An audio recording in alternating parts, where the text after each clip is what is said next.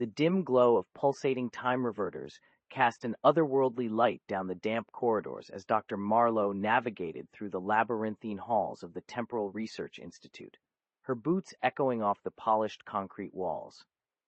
The eerie silence was a stark contrast to the frantic activity emanating from the rooms she passed. Scholars huddled over holographic projections and scribbling on chalkboards as they grappled with the impending convergence. A gentle touch on her shoulder startled her. It was Samuel, his eyes lined with fatigue. "Time's running out," he whispered urgently.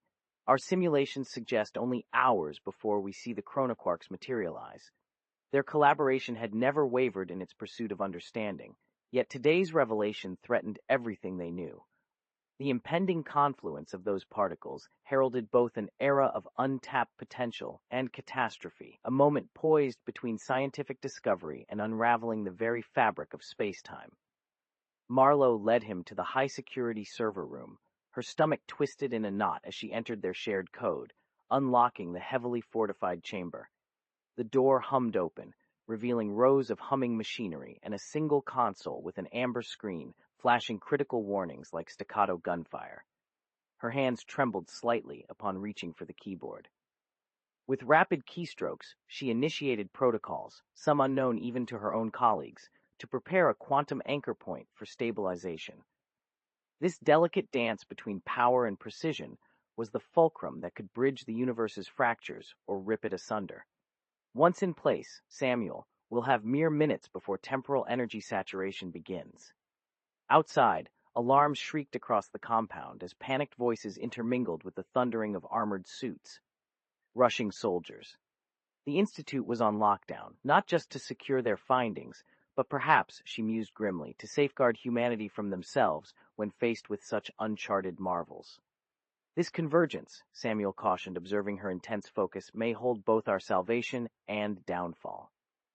Marlowe shot a brief glance back at him. His face swam out of focus for an instant. With a breath that could have frosted the glass, she typed, "Initiate temporal anchor sequence." The familiar machine whirred to life, spewing forth a kaleidoscope light akin to celestial mirth and despair intertwined as it primed itself for the most daring endeavor in human history. In the heart of chaos, they took their final step forward, their last.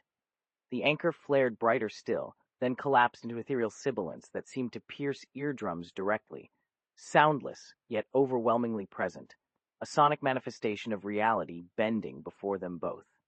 Time itself was beginning to unravel like a tapestry in a vortex, where threads would either realign or shred forever. "Confirming convergence," Marlowe breathed over the din. A moment later, lights flickered as power capacitors pulsed erratically along their support framework. And with that jolt, everything turned nightmarish. Machinery spasmed and wailed in protest, and there on main screens, sprawling vistas of a familiar world yet unrecognizable, where towering structures clawed at the crimson sky like organic harbingers of a different cosmos. "It's done." The words tumbled from her lips before she fully registered, trapped in perpetual motion, their actions now echoes to an alternate history. Amidst falling debris that would have been metal and glass if it wasn't dust miasma, Marlowe turned. Samuel grasped for a semblance of serenity as their gaze met on the periphery of smoky chaos. His hand found hers. From this moment forward, survival wasn't in equations or theory. Survival was in fleeing with understanding through paradoxes. Amidst the chaos and the smoke-shrouded ruins, they broke into an unpracticed sprint towards their waiting vessel, a chronal anchor capable of riding these shifts where they dared to tread between worlds. In the frantically paced steps toward freedom, Marlowe glanced back. Her gaze lingered at a moment frozen between crumbling spires that would never crumble within this world, and the man who stood with her now. The clock loomed large, each ticked an eternity, the future or oblivion in every passing second. "We leave this convergence behind," he vowed over cacophony, grasping for stability from Marlowe's iron grip, and she for his amidst the swirling debris as the chronal gateway began to coalesce ahead, a swirling vortex of color and time. It had begun at last, but it was just the prologue, the science. It was where lives truly unraveled in divergence. Their boots skidded against the slick floors as Samuel's hand tightened around hers. every step an eternal countdown to destiny. Debris whirled around them in dissonant silence, a grotesque dance between dust and steel scraps, each strike punctuated by the screams of soldiers trapped amidst falling rubble and wailing sirens that struggled to penetrate the once secure walls. Smoke choked their lungs, and yet Marlowe propelled forward with steadfast resolve. "This isn't just an experiment anymore," she rasped, the anguish in her voice a stark counterpoint to Samuel's strained smile as they sprinted towards their chronal gate. The Institute was a smoldering ruin now, a travesty of what once held promise and progress, futile, it seemed. Marlowe's eyes flickered towards the shimmering portal where shadows intermingled with swirling light, a testament to unfiltered cosmic energies, as they reached out to pull her world into oblivion. "Why you, Samuel?" she spat breathily, dodging shards that had once been part of walls or furniture. "Because history says I must," he replied with equal desperation. Their footsteps synchronized now, their hearts pounding in perfect syncopation, the rhythm of their lives entwining with the potential to unravel decades of study and risk of existence. "This isn't just about the Institute anymore," Marlowe corrected herself as they neared a doorway that hung precariously by twisted metal, an imminent parting from the known universe before it shredded. "It's our lives on multiple fronts. It's everything." "Agreed, but I can't leave without you." A plume of smoke engulfed them, and Marlowe coughed amidst the acrid fumes as Samuel hauled her up and over the threshold, nearly sending them both crashing to the floor in their haste. Quickly! Debris pounded against a doorframe they already sought refuge behind. Each passing moment dragged the vortex closer by mere seconds, threatening to drag half of what once was into nothingness with it. With trembling hands on his, Samuel guided her through, the steel mangled beneath an unseen weight. They crouched amidst twisted wreckage, fragments from the destruction that had transpired around them in a realm far removed, yet connected to their own by the fragile threads of quantum entanglement and her invention, a fragile tether between worlds. "Ready?" His voice wavered, a question that echoed with every echo from before, seeking a reply through suffocated air thick with unspoken fears. Marlowe forced herself upright as the device throbbed in her hand, lights flashing bright orange through tinted visors they now donned, a testament to ingenuity and human resilience. The chronal anchor pulsed, its power surging into life before them, a maelstrom of swirling colors and dissonant hues. Debris had ceased to rain down, suspended moments from a history that crumbled behind, just beyond grasp. The fragile balance of their escape teetered on the edge. "Almost ready," she gritted, swallowing against dust while pulling Samuel into view of an unfamiliar horizon, a realm both alien and so deeply connected, each frame crackling. Each second carved closer to oblivion, while each breath kept them tethered. The world around lost more structure by the second, a crumbling monument to menaces they could still undo. They dared not look back as an institute once filled with purpose crumbled. The vessel's hatch hung between ruin and redemption, a door that spoke in cryptic language of possibilities both beautiful and sinister. "Here goes nothing." Marlowe pressed a few final keys before setting the device to pulse at a frequency their instruments had painstakingly crafted. It resonated, then fell still, suspended and waiting, hungry for the plunge into time. Samuel raised a visor-shaded gaze as the vortex roared towards them, a storm of light devouring their world piece by tortured piece. With hearts hammering in syncopation with the impending catastrophe, Marlowe's thumb flickered over an arduous activation sequence. Eyes fixed on him, then the gate. There was no return through it, only the choice to see what awaited at dawn behind its edges. A blinding light enveloped them as time itself seemed to unravel. The cacophony of a history they once tried to preserve dissolved with an avalanche of dust and debris in their wake. They were now fragments drifting, particles and vessels in the great tide that sought to consume reality, their hearts interlocked by trust alone. The world behind, a monument that might crumble at any moment, dissolved into a swirling vortex while the future waited with the promise of unknown fates. With legs trembling under suffocating pressure from unseen forces, they dove forward as matter collapsed in on itself, a colossal maelstrom, and their world birthed them anew, scooped by an alternate's grasp, a realm painted by hues of purple and oranges so vibrant they almost screamed beauty. It was time for two lifetimes to diverge, their own from where darkness had emerged, and one forged amidst the possibilities that lingered across some horizon, unseen yet imminent. The hatch slammed shut behind them, enveloping the remains of once familiar sounds, those sirens that dared protest against oblivion's kiss. For a moment, as an avalanche of cosmic debris muffled what they'd known before this point in their lives, the silence was suffocating and deafening, a pregnant pause between worlds. Breathing heavily within helmets now peaked with each exhalation from dust-filled lungs, Samuel turned to face it all, an unbroken gaze towards the abyss they fled with no small measure of determination to reclaim. It wasn't merely an escape, it was a journey into what may have been, a tale yet untold by heartbeats and breaths. Marlowe turned, smoked Visor's gaze locked with her own, and they moved forward again, the only path through the wreckage, their world reclaimed in an unseen dawn. The doors slammed shut behind them, enveloping the cacophony of what they knew in a suffocating silence, an interlude between worlds. Dust billowed through their helmets with each struggling breath as Samuel faced a ravaged landscape that could have been another tale if not for his and Marlowe's daring escapades.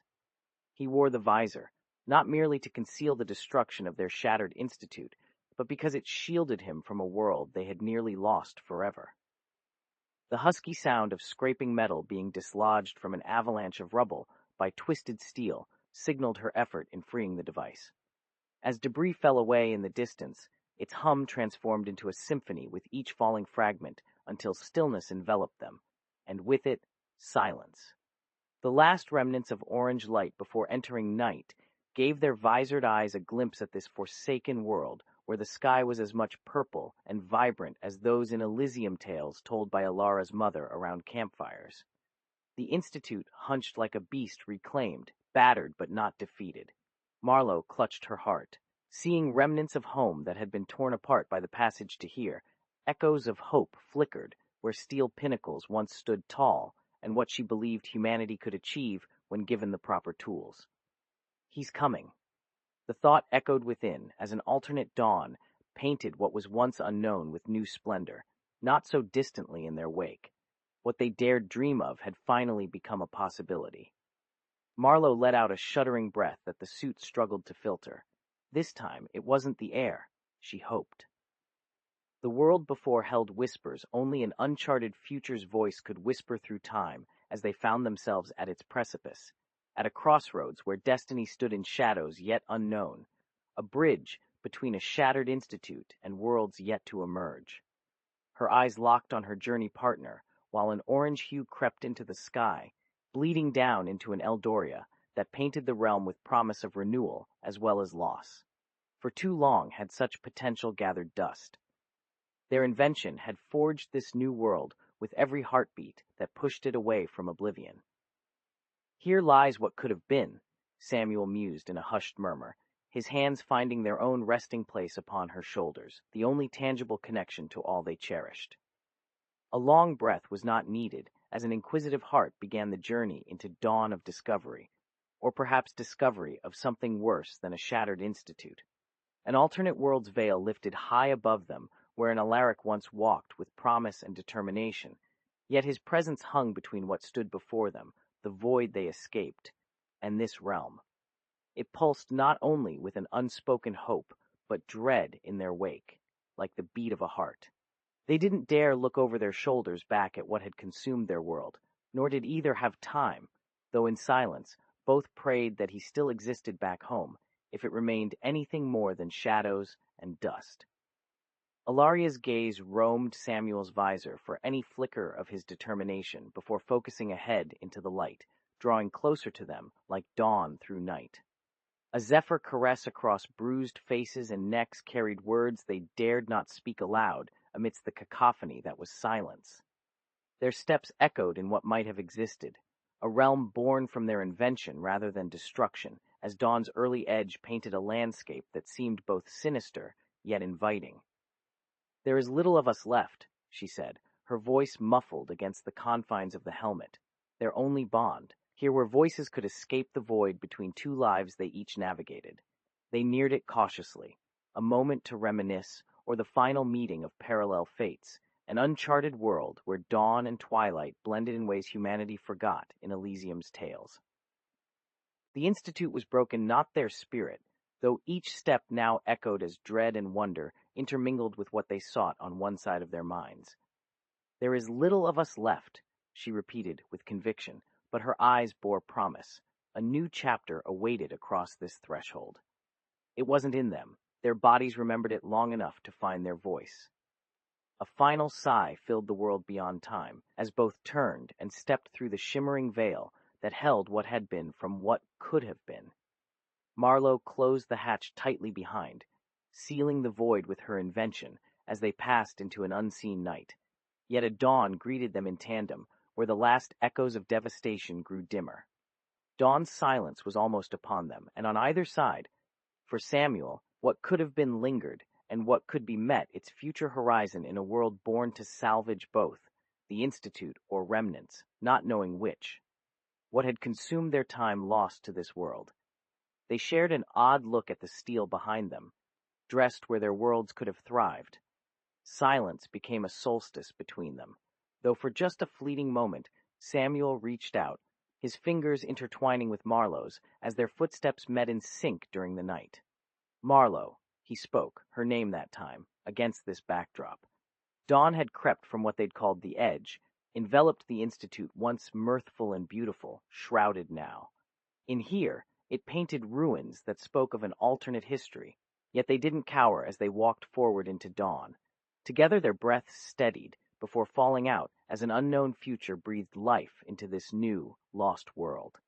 A sigh in his voice told them to keep moving and away from a sorrow that time would bequeath soon, but not today or the time that awaited.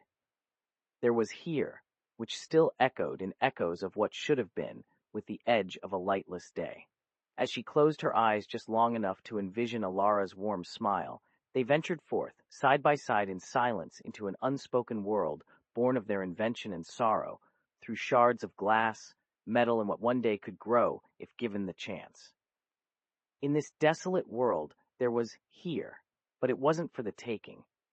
There was Samuel, who looked upon ruins they'd never seen, a reflection to what remained back home with Marlowe by his side, the steel pillar of hope in their new reality, not ruin that crumbled into dust like their time. This dawn seemed so distant compared to the warmth they had known as sunrise, yet a world waited on the other end.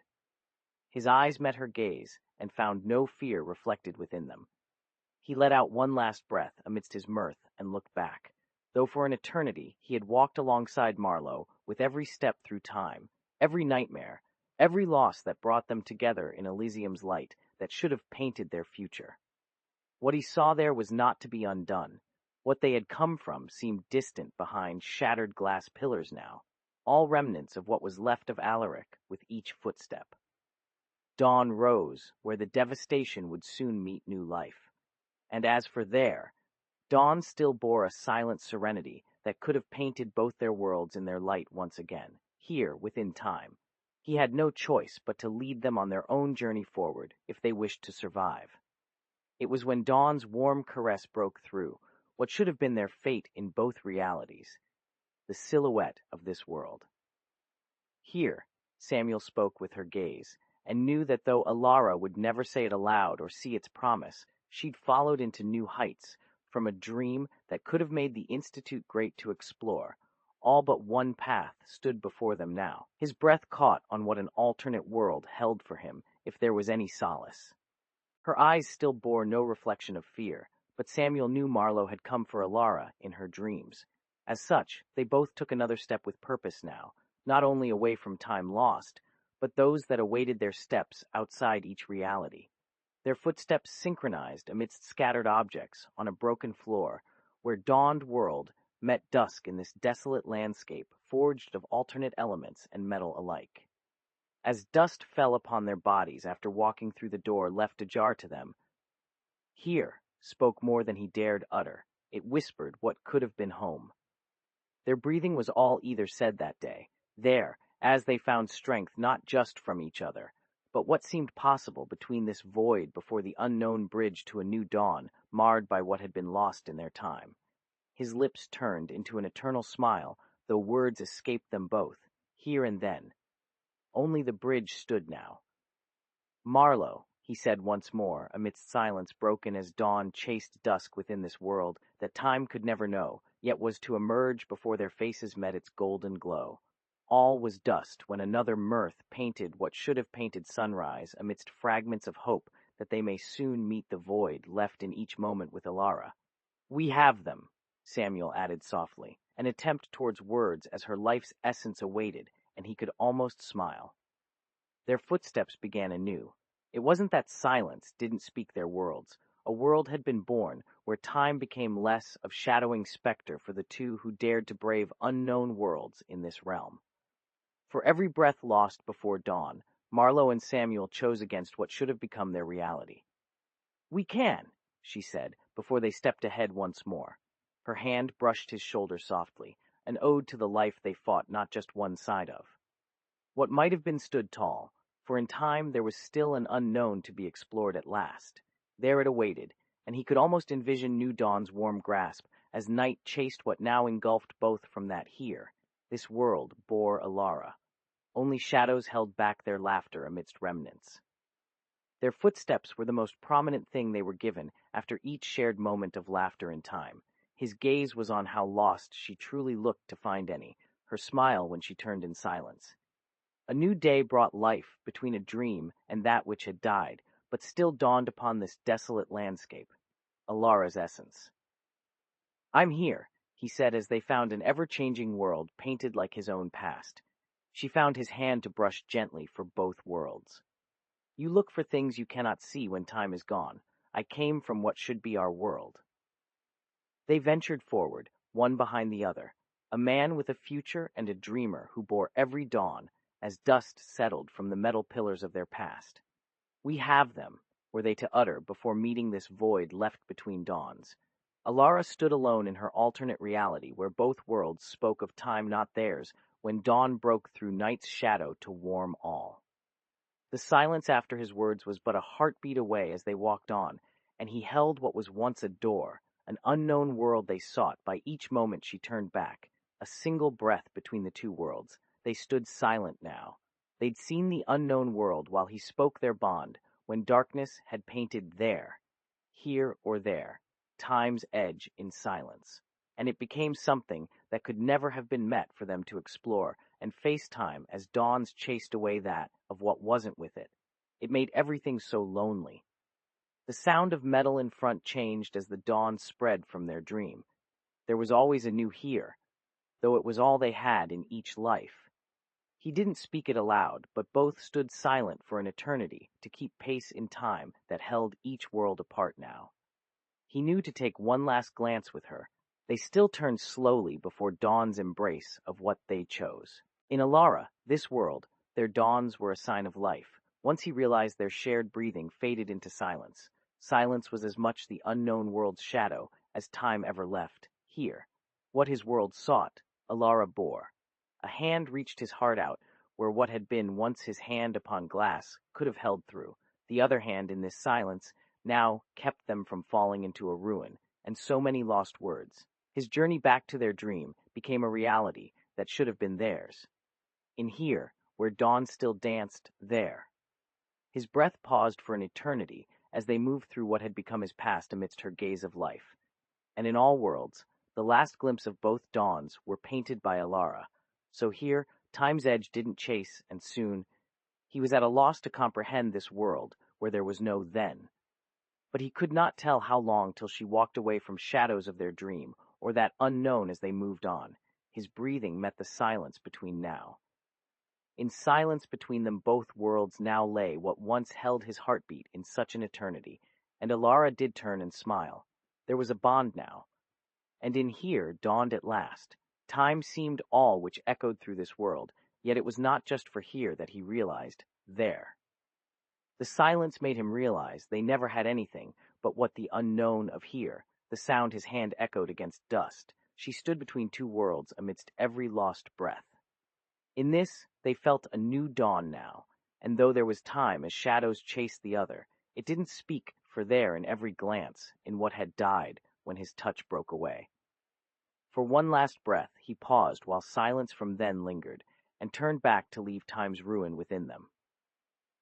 In the distance, there were two silhouettes they'd met after countless silent times. If he can go back, Alara thought, a single glance as though she tried not to let the dream become her own heartbeat. It was just, there once had life where dawn should have painted, but at end of time. In this world, it spread and all that was left. His gaze upon a silhouette of Marlowe. They stood apart, his hand upon metal on their new journey within here, there in the same world's silence. They moved out of her breath, and so did they leave a dream in both now. But time echoed. He knew Alara's thoughts, where she'd left with every heartbeat. Then had only time been a silent bond or solace that spoke like time before them, amidst what here shared amid dust. He looked down at the silhouette of Marlowe, and closed his eyes to speak. She was not here in silence. Time didn't speak anymore. There was still his heart, he felt. Dawn was back as they found her within countless dawns. A man who knew every morning. The last sound, they had the solace now, a single heartbeat of time's chase, when there was an era and dawn spread across dust, in what both world echoed through this, but not where you stood from any new place amidst them. Time didn't echo anymore. There was an end to her life, and him that never met every silent heart. He just didn't tell her of it, as he said his last words and paused. You left. I can go back. Alara looked, at first glance away though, but turned with all you left me here. Silence. His heartbeat still remained in your dunnage now, amidst dawn. So this moment between time and endless dunnage should not be there or the world he'd once knew. The last bond was from a silhouette. They were lost without end, in every silent breath from the heart that kept him now amidst it, but didn't meet. Silence echoed before them. He realized there, as though she met every silence with an end of his heartbeat for her, while trying to be back after 1,000 or more dawns, and left. Time did not echo anymore. She said, You will never see me again. Then another day was broken in the world, which wasn't her home and life. In the world where time stood still, where silences echoed in every breath, a lone figure lay motionless amidst the dust. There was only one thing that separated him from an eternal slumber, the thumping of his heartbeat, pounding like a drum in the void. When he looked up and saw her, memories flooded through him like rivers of forgotten dreams. Days spent in this place that were once alive with laughter, tears, and passion, now nothing but dust and echoes of their past. With one last glance, she turned away from him and continued to fade into the abyss where shadows dwelled, leaving behind everything they had built together. It was a haunting sight in this realm where the passage of time told no tales. What did you see? Her voice was barely audible, but he could make out every syllable. He tried to remember why, but his mind seemed muddled with the memories of endless dawns, dawning each day without her. There were no echoes of laughter that dawned, no whispers in those quiet moments when there should have been only us. He had seen beyond the veil, and it broke his heart into shards as fine as dust. In a world where time crumbled, how would they begin anew? Every breathless moment was as painful as the silence that shrouded him. The weight of her gaze pierced through the stillness before he took one step forward, his movements methodical. Each was like wading through water as he approached the window. When he turned to face her, there it stood. This silhouette, a reminder of what they'd once shared, that life they had built. He tried to smile, not just for the sake of memories they held within these walls, but also in the hopes that she would see love and understanding. I saw your past, he began with a deep breath, his voice shaking like leaves rustling in a gust of unknown wind. A world where we are together, always, forever. The man's features were shrouded by shadows which painted themselves into lines across his face. Dawn broke as well. She looked lost, trapped beneath what held his gaze. In the silence between every thumping beat that reminded him of the past they once shared, he turned to face time, a vast expanse of dust with fragments of days strewn about it. Time, he muttered as though in awe, taking a deep breath which broke only the hush that had captured him. It was said time could move forward, that those who were most lost would find their way. and now they had nothing but echoes of what once was. Silence lingered after each thump like an empty promise from an ancient past. And in turning to her, turning away, she had not been the first sight he saw, yet he felt her gaze as though dawn painted itself upon his closed lids. It was his heartbeat that made them move forward. For what was left of him who came forward, he moved with determination, the very same pace Alaric once took amidst every single breath. Marcellus's heart pounded in his chest as he stood amidst the vast expanse of dust, remnants of what once was strewn about like debris from a forgotten era. Each step echoed through the desolate chamber with an unsettling cadence that seemed to draw out the last shreds of breath from his lungs, each thump resonating in harmony with the pounding pulse that kept him grounded in this realm of shattered illusions, where even the past's whispers were but memories, mere echoes of a time lost. He paused at the edge of a window where sunlight kissed the horizon, painting what remained of civilization in hues he could barely fathom through the ashen veil, their life into existence. "What did you see?" Marcellus asked with an unexpected clarity, his rasping voice scraping against the walls that held him upright and still. Before her, Alara stood at a loss, eyes cast downward to the ground like leaves on an autumn's eve, clinging to memories he knew they had collectively buried beneath their endless journey. Her silence spoke louder than any whispered promise. Time was no longer on his side. He couldn't let it slip away again, a silent thief snatching moments, erasing what tied them together. Grief, love, and passion's echoes reduced to just memories with each waning breath as she edged farther into shadows where only darkness dwelled. "You're not the girl I met in Ecria. You are becoming." His words hung heavy on the wind that swept through these chambers once teeming with laughter, yet had turned hostile, taunting him with the bitter realization of what he sought to reclaim, a semblance of life they'd lost. Silence descended like a sentinel who monitored their every heartbeat. "Come." The command bore in every rasp of breath. Urgency pulsed through Marcellus's pleas. A hesitant glance up brought a glimpse, ashes dancing under his eyelids where laughter should have been, eyes turned into caverns he could no longer recognize. In steps, Alara reached him, her silhouette against the rising sun, a fleeting reminder of how their love had succumbed. "You cannot go back, Marcellus." His breath huffed out again, a final farewell from the man who wanted to make things right. A fleeting dream, marred with the reality that every heartbeat would mark them further afield in time's abyss. A chasm they once navigated effortlessly, hand in hand. The heartbeats that reminded him of those silent, lifeless hours stretched between dawn and dusk, spent with her, when all she shared was loneliness, grief. He took one step closer. She turned to face the shadow behind her. "No." The word cut through his lungs. It seemed 1,000 suns had set outside. Their dawning world bore witness, a light that spoke of them yet had nothing left to ignite but the dust they stood amidst. Ashes and memories. Those were all that mattered. There was power in every thump now. "I am Marcellus," he said with a final glance at where she once smiled. "My love, I have always been an outsider." The pulse of dawn was his sole refuge, their bond against the dust, holding him upright, the silence between their lives a testament to time's defeat. Marcellus continued on, though, every plodding foot dragging out each moment, yet inched towards what light could be when she finally understood. His voice faltered for the first time since entering Ecria. Dawn painted their love into existence. It had been endless dawns of pain, the silent hours after they part, too many. He knew nothing about going back to those forgotten hours, nor any way of summoning her, the girl who had once laughed on moonlit nights, a life he craved amidst the ashes that had become their reality. His love now became his only companion against this barren backdrop. The wind died, leaving only emptiness to fill a vacuum as he spoke with all the passion still buried within him. "Can you?" There was more. There was her laughter, and then silence. Her response echoed what filled his dreams, the quietest of nights marred in time, every echo that should have been theirs, drowned out by loneliness. In each breath came realization. It had always left the heart he carried, only it now bore a heavy burden, the pain she suffered through. I saw so much. What I saw, I lost you."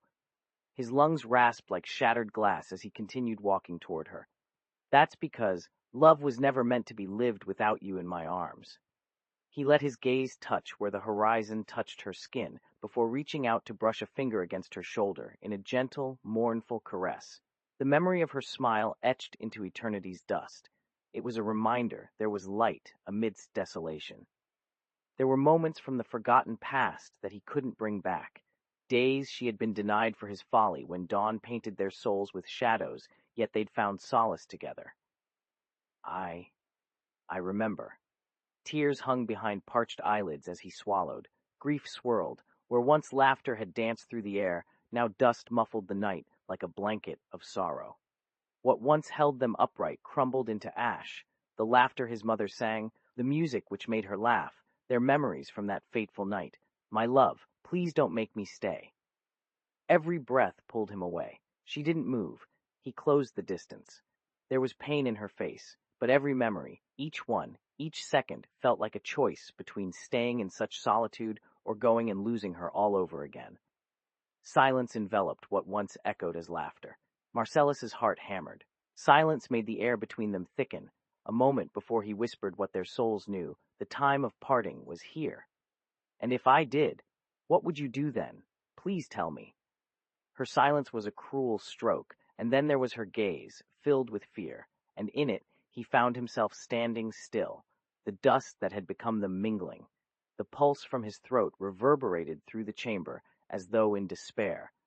He swallowed his grief, fear in every laugh lost beneath it. There was no laughter when dawn became shrouded in shadows, a woman he barely knew. If I'd stayed, you wouldn't be alone. The world had frozen, the last remnants of what they once found in a silent dance between them, their laughter and music. Every step felt like that one final breath to him, as dust swirled where their love song used to sing. Now with every echo came desolation. His palms were damp on his chest as he paused. Laughter had once filled the air. But with her gaze and his part came a realization. But I'm your shadow. Laughter fell silent, all that left, even from their lips. It took more to survive. Their bond should be life and light. Their laughter should still echo between their silence, where night sang with them long after dawn. Marcellus drew closer, a single step. Every thump of his heart echoed her grief, whispering the words, an admission of a pain that pockmarked time. His breaths were not hers. Please. Silence fell like dust that would settle on that day. Her laughter became silent. The one who lost himself. Alara took them to him without choice. Every thump beneath him echoed her heartbeat. They had no choice. Silent night enveloped the chamber a second before his final breath. He could not bear it again.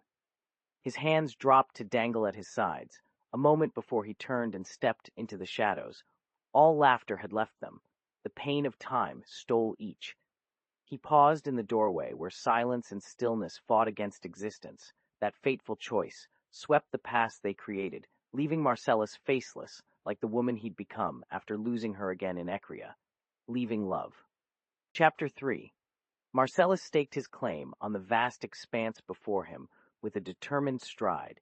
He traversed from one end of the cavernous space to the other. The remnants of a once harmonious symphony were now the silence that surrounded his existence, save for the echo of his own labored breathing as time painted each moment. Dust milled at the floor and danced in every sunbeam, carrying echoes of what he'd once known, a rhythm of love amidst desolation. You had seen so much. The words fell from Alara's lips with a quiver that betrayed the depth of their absence. The longing within her eyes reflected the sorrow only his mother could have understood. He moved towards her as each breath he drew, heavier than stone, bore the weight of countless moments they'd lost together. Each step resonated in him, a reminder that laughter now filled the emptiness they shared. Their last dance became a choice, a memory forever marred by dust and desolation. What once danced in their laughter was replaced with an eternal silence. She stood there, a specter of days past. The echo within was not just in their hearts, but the wind itself seemed to mourn something lost, a solace both had crammed into the cavernous space they called home. Every step felt heavier than lead, as Marcellus closed the distance between them, leaving the shadows in a sea of dust that spoke of what once was and what could have happened if he stayed. I remember. her words caught in an unspoken plea, a silent entreaty from one soul to another, a plea that found solace in this desolate world without music. The silence stretched thick between them, punctuated only by their labored breaths. What they'd witnessed still lingered, and yet amidst ruin hung there a haunting melody of longing. The dust, once the air was still, spoke volumes to him, a language devoid of song, but one he felt acutely. They were faced with choice that echoed in both their chests, the choice between loneliness and the chance at reuniting. His lips brushed against her skin, softly at first, like a gentle touch upon flesh and bone, only to draw away. "But I'm just your shadow." In this space where laughter and music faded, he'd sought solace and found an unsettling grief. Their shared memories bore an imprint of what love was. Once they were two beings who laughed under the night sky. A faint smile tugged at her lips. Time had taken away so much from them. Alara's gaze captured his as a tear ran down each of their faces, a silent conversation only known to the souls within them. Please. It was more than just a cry of despair. It was resignation. Marcellus reached for her hand. The echo left behind him a reminder that every heart beats, and so did they. Every breath, however, seemed to lose its rhythm as a silent world took over. The echoes resounded in the hollows of their chests, a somber melody of days once filled with music now marred by their silence. He let go. A shudder rippled down her spine. The sound from her exhale left Marcellus frozen, suspended between choice and pain. Silence hung thick as dust swirled back into the void he entered alone, a place where they'd parted ways for what could have been a million more moments. His mother never sang that song. This time, in the final beat of darkness that enveloped them, there was no comfort to lean on, only pain. The wind mournfully bore what they had lost. The memories he drew from were as real as the echoes left by their songs, a life Alara now recalled with an emptiness he could hardly imagine. "What would you do?" he whispered. And in this hollow space not filled by laughter or music, her words echoed back to him, words that once held solace, which were silenced forever. The choice between her fate and his. The heart was never more desolate than now. They had made a world from dust, a place where songs they both loved had vanished. Silence enveloped them, a cruel reminder of days gone by. In this endless silence, Marcellus felt Alara's fingers lace with the chill of the past as one tear streaked down each face, echoes that reminded him to be the son he never knew. Each heavy breath was an ode to what once thrummed within. A silent choice hung suspended between them, a moment that seemed an eternity. The silence swirled dust as it swallowed his shadow. It held echoes of a love left behind. Something once so precious. "I didn't stay." And every word, lost in the void with Marcellus. Laughter fell silent on both their lips. A time long gone had to end this pain. A world devoid of solace was all that marred them at night. The emptiness within had grown. The laughter became desolate. Marcellus swallowed his grief as he stepped into another silence from where they'd parted, a place where every breath he drew echoed only with choice. There was no comfort left in the hollowed-out space of his heart, neither music nor motherless longing. This time. Every echo that filled their world bore witness to an inevitable goodbye. The dust swirled around them like a requiem. It spoke of days they were to share no more. Echoes from long-standing memories felt like a lost life, a place where he'd become what his father could never see him be, worthless. Silence had been the sound of choice. The laughter still and the dust now filled that space. To be or to not, that was their dance. A cruel world without song bore witness in every lost breath. It was an ode of loneliness. The silence between them felt heavier with each heavy beat. Choice weighed upon his lips, now silent. When they parted, so did love he'd once breathed. "Please," she mouthed. To Marcellus, dust and laughter were a distant melody. The choice spoke eloquently how their memories of joyous days lingered. He felt the hollow space left behind, not a song in his heart. Only shadows bore witness. Dust hung at air, and every breath echoed their loneliness. A lonely man. Their eyes locked, a dance from both worlds held by choice. All he wanted was for music to cease. The dust returned them to days when she wasn't this thing he'd lost. Silence was what it had become, and they shouldered the weight of that in each hollowed-out breath he took. Their hearts pounded in sync, an eternity suspended there while Marcellus bore witness of their love to fade away. The darkness spoke the very choice his lungs took, a lonely echo that held laughter. All they sought still resounded like a requiem in this desolate place, and only their echoes filled the space. That was love lost. Please, she whispered. It hung between them, suspended in silence. To Marcellus, it echoed what he'd never known to choose, what they longed for. Music's echo spoke. It was all now. His eyes gazed into hers. A final farewell, so there would not be this lingering melody or loneliness. No choice but fade away. The darkness bore witness. In every breath, Marcellus recalled her laughter, echoing the choice she'd made. The world was deaf to their music, yet they continued with silence between them, an air where love still lingered. Silence spoke of days lost, a hollow place in him. The echo held their laughter from years spent together with his father's song. Choice bore loneliness, what he longed to be told by her lips. Please. He mouthed back with a heavy, heavy heart. The wind danced and died between what was. Marcellus chose what echoed out a requiem, a solitary dance of a man left empty. Her gaze said a world they had lost. It felt like loneliness.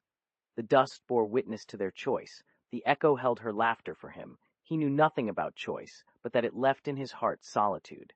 Each heavy breath drew silence between them in this cave, echoed with a silence, echoes of joy. Please, her eyes spoke eloquently. The wind was his mother. There was one final farewell. He'd chosen to not go back. Their laughter and their choice now bore emptiness. That lonely echo he felt echoed for him. A world without Alara's laughter. No sound lingered between them, but Marcellus' heart. Silence hung heavy. Every breath held longing. The dust held his. Once what the darkness sang of loneliness. The heartless danced to nothing left but fade away in a silent embrace. No music from years spent with his mom. When he looked at Alara, he spoke silently, a requiem of love and his father who could only be found under starlight. He bore witness to the dust that danced alone now, echoes of what once was their life. The choice left him, as Marcellus's laughter echoed away. Every breath felt empty. It echoed a lonely dance from a heart that had to be filled. A song in him lost. Gone was music. Though there were echoes which bore witness, silence hung between them. It held her laughter for him now. Their songs ceased in unison. The echo bore the loneliness of a world with neither their choice but what his soul carried. And she'd done this silently, he whispered through clenched teeth. A silent farewell where he'd rather not survive. Lost love. The dust swirled from the world. A lonely man left. Every breath echoed her laughter without him. In his eyes, Alara's gaze bore it best. The song still sang with loneliness, a lonely dance without song. In this barren world, they parted, echoes lost to Marcellus and his mother. I didn't stay. Silence reigned in the desolate cavern as Marcellus drew closer to Alara. He could feel the weight of their impending parting pressing down upon them. The choice they both had to make, for which would be a life without music. Their song. The echoes of all the memories they made together seemed to fade with every heavy breath they drew in and out now. But still, he hesitated, under the piercing gaze of his dear friend and her mother, Illyria. Before him stood a woman who had become like a sister, and across from them was a life where music whispered secrets to darkness itself, beckoning unexplored. Illyria's eyes held an eternal sorrow upon a visage she often tried to keep youthful against the ravages of time.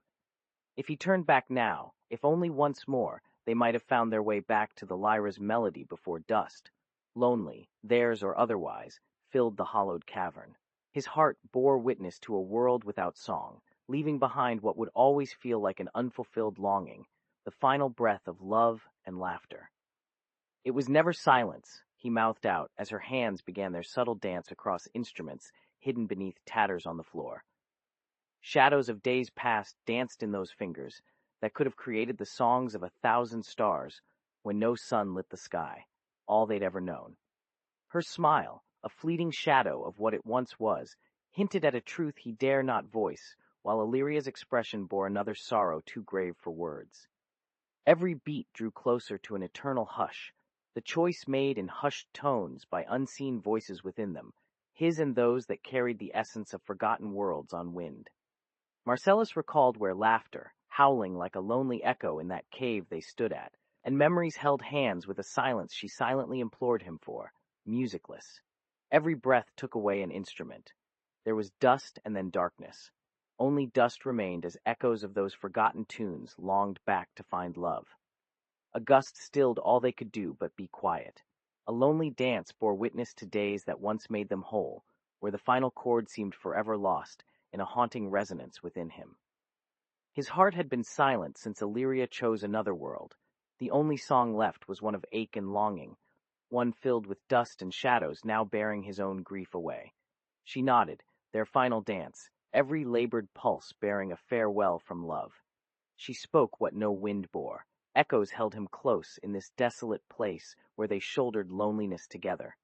There among the instruments that were lifeless before them, the final breath still longed to fade away for her silent song. It was all too sudden. It was all, but he chose to be empty and lonely.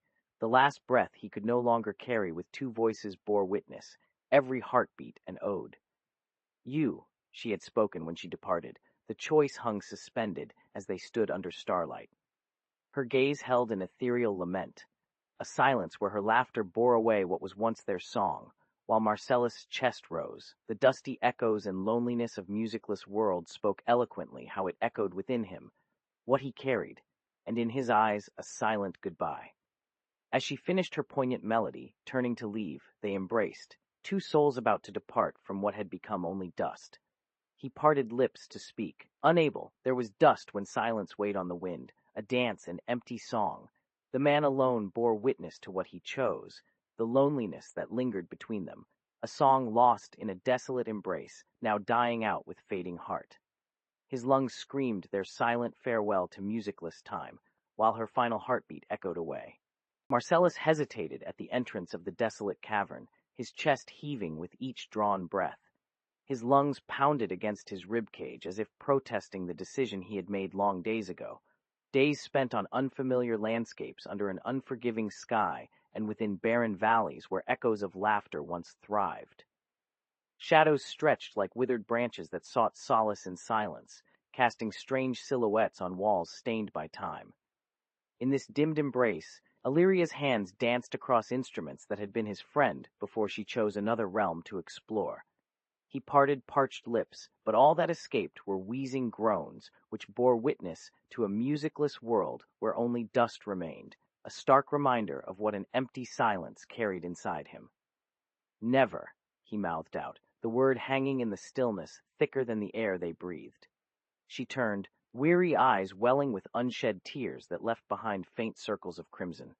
As was her tradition, she drew each note from the instruments one last time, before placing them on their resting place amidst a tapestry woven by memories, a testament to melodies now but echoes.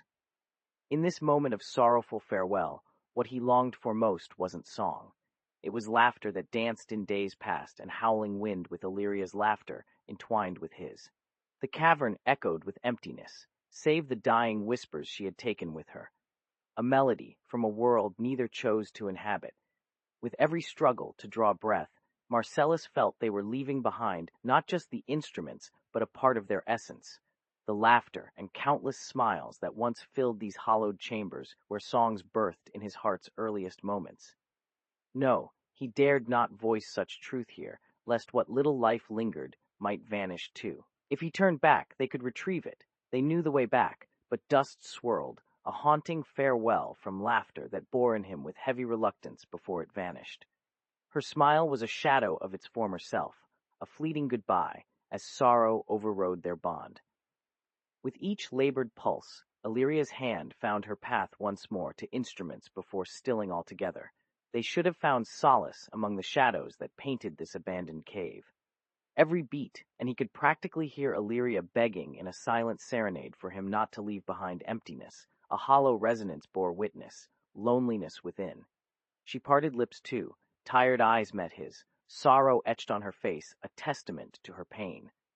She had to have spoken those 3 words when she departed. Even then, they shared many silent goodbyes and long farewells in distant landscapes. The instrument that bore the sound of silence bore through him, a song dying out like his heart's beat with each inhale. They stood under starlight, suspended between worlds, the echoes of love lingering around them, and from there their hearts would wander on. It pained him to partake in this lonely farewell.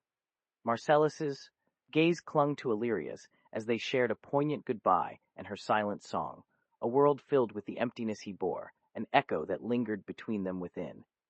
And so they parted. A haunting dance bore witness. Illyria bore witness. What now existed of his love bore his ache.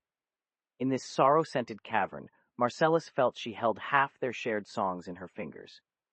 This silent whisper to a distant melody spoke of the lonely world left behind, one he could not inhabit. The wind had stopped, silencing everything, a haunting song dying within him, and with each falling beat, silence hung between the two, as if they stood still amidst the lyra's melancholic dance, bearing loneliness and an eternal sigh that bore witness to a fading breath.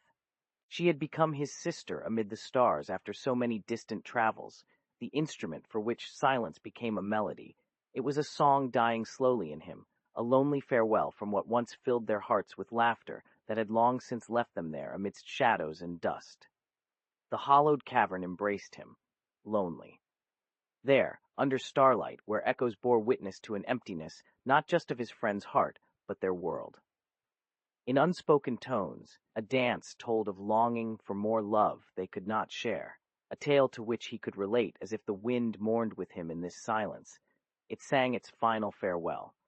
He parted lips against her shoulder, the song dying out, leaving only his quiet breath among the dust. Bearing witness was what remained. "I let you go," he mouthed, though she couldn't see them both suspended between worlds. It was their choice that hung like a dying note, a lonely, sorrowful farewell when they chose to be empty. The once verdant cavern embraced him, the echoes bore it best. It contained Illyria's laughter, but his heart long since held nothing like the wind's melody, a song long silenced within him. Sorrow and ache bearing witness now as a haunting refrain from days past, amidst shadows and silence, with an eternal sigh lingering. With the last dying breath of Illyria, he whispered out a haunting goodnight that spoke of a love they could never share, a tale told by wind and dust to silence their laughter's melody, bearing witness. Another song slowly exhaled into nothingness amidst their shared laughter in what once was full of music. The cavernous farewell bore witness, with an endless lament. He held her close, as though if the heart beat one final time, it bore what once held them together. A dying dirge hung within him, lonely. Each breath he drew was a reminder of something distant and fleeting. The instrument no longer bore Illyria's laughter amidst dust, but it once knew their joy. The cavern's echo held her memory, bearing witness as they chose to bear solitude. The wind wept now that only his silence replied, a love dying out with the last echoes they shared, the eternal farewell, the song that time alone carried, the lingering breath of all things lost. He whispered a farewell in his mind. It bore an ache he could not convey, and what lingered was their own, suspended between worlds amidst laughter, bearing witness to her long-gone joy and pain amid shadows. It too bore Illyria once amidst the echoes of their song, and now that hung with emptiness, a sigh, another goodbye, bearing their love amidst the vast distance they held within. The cavern felt his loneliness in each lonely breath. For what remained was not the melody, but the haunting farewell of all she shared amidst this silence and wind.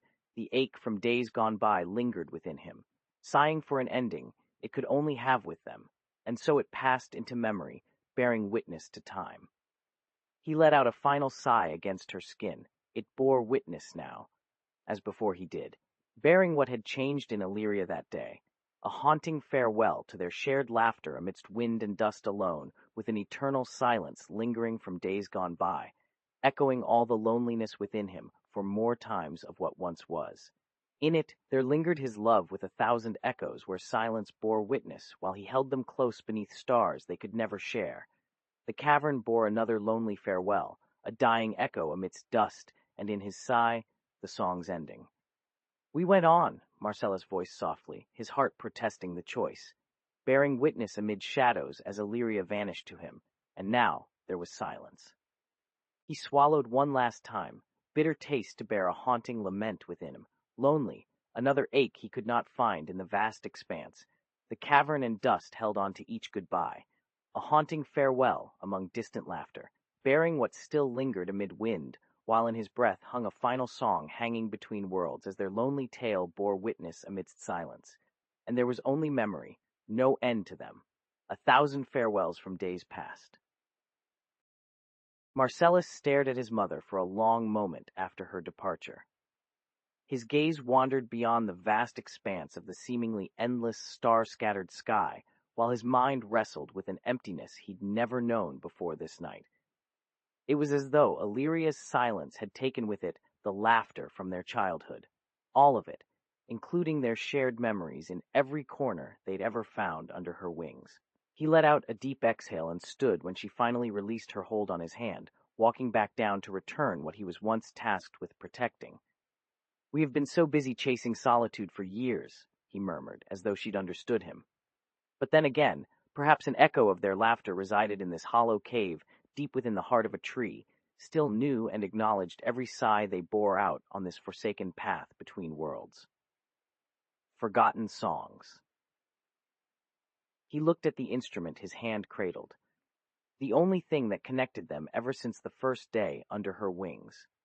It was then, after embracing her silence to find true solitude, that he felt the weight of his mother's gift bear witness to their laughter until she'd vanished from sight. His chest was about to burst for her. It seemed they would live 1,000 lonely nights without the music that echoed them both. He placed Illyria on its stand, staring up at the night sky as if pleading with an empty melody to answer his plea. The instrument felt cold when he returned it to where other forgotten songs dwelled on what might have been if they'd stayed in the shadow where music had once filled every step between worlds. Silence for far time now bore witness within and without the vast expanse of starlight. His eyes were hot with grief that Illyria could not hear him. She, a song from his childhood who could no longer hear, and then the instrument before them both held only pain now too.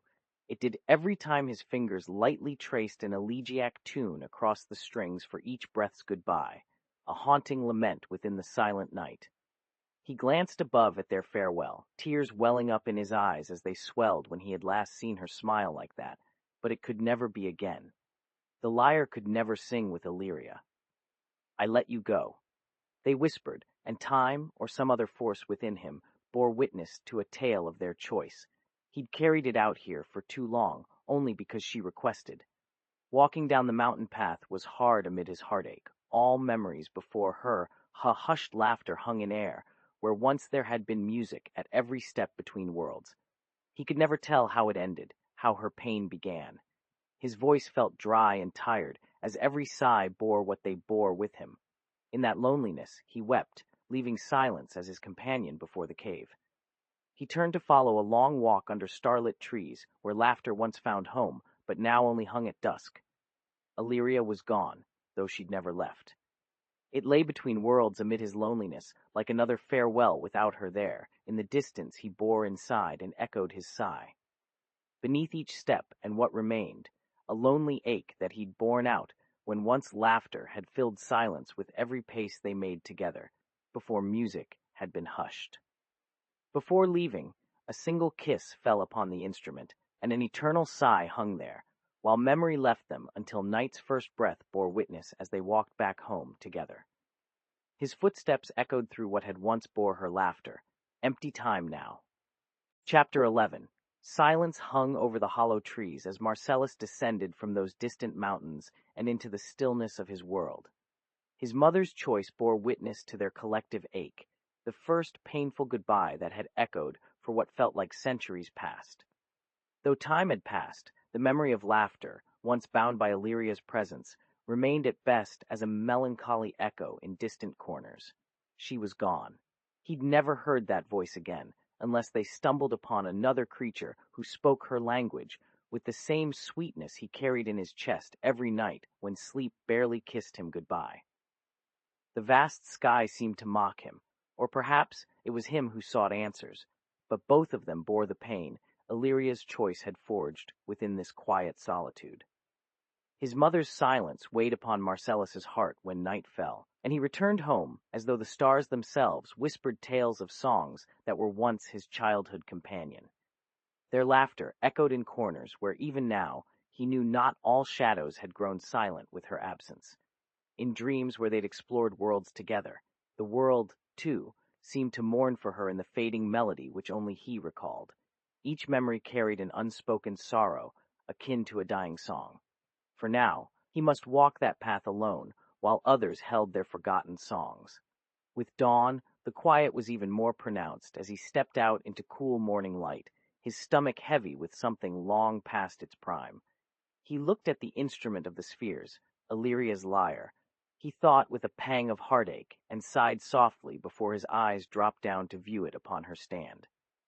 It had held their laughter for so long, and though the first memory left an ache that pierced his chest, he knew now his mother chose silence as much as solitude.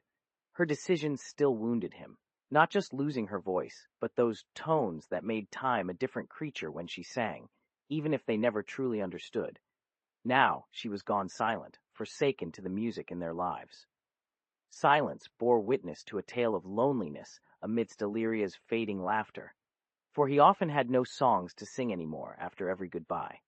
He continued on as though she'd just stepped away into trees and fog. Her smile echoed still, warm with each note, each tune his fingers drew across the taut skin and strings.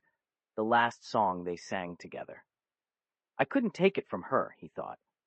He paused in shadows when Illyria left. His eyes well up as he watched it lay silent on her stand once more, tears falling over a worn piece of parchment upon his chest like distant rain.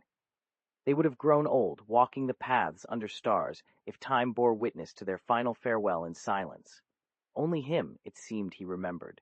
Tears fell from the edges of his eyes to that weathered page, wetting it further. Marcellus sighed heavily as the wind carried her laughter along with the rustle of leaves, where once both belonged together under clear starlight and the warmth which clung to their backs, a story they bore on each path. If he chose to let go, and silence had taken what was Illyria's laughter all these days past, he could only remember it now as a sorrow within this quiet between worlds. Elation found him, the once full chamber silent for some time. A silence where laughter rarely existed when they'd walked together in darkness with the light of stars and suns. Now he bore her silence like shadows and ghosts along those lonely steps in fading tones, and his childhood laughter, every tune they would have written had she borne the music. Every step felt long to him then. Only loneliness echoed across what Illyria chose, where both their laughter belonged. You were beautiful once. He spoke out loud, though his voice seemed too old for that night. You had wings when silence took you. He walked until darkness found his back at home, and the quiet was heavy. The house was still when he entered in the morning, no songs, and yet the door opened to an odd sight. On a wall hung something he'd never seen before, an instrument unlike their own, one Illyria carried, so beautiful under Illyrian's eyes and fingers. Its strings sang as his mother had often. How would laughter bear witness here?